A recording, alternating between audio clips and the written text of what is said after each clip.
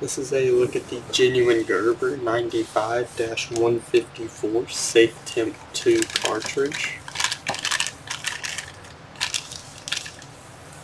It comes with the gasket here on the bottom.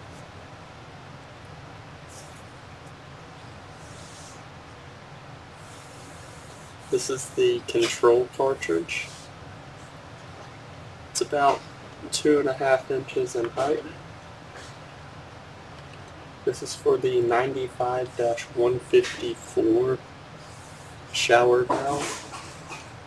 It's about 1.5 inches in diameter on the bottom, and then the O-ring, 1/2 inch that way, a little less than 1/2 inch this way. Overall inside diameter is about 1 inch, and the overall height is about right at 1 inch as well. The stem about 1/2 inch out of the top of the cartridge.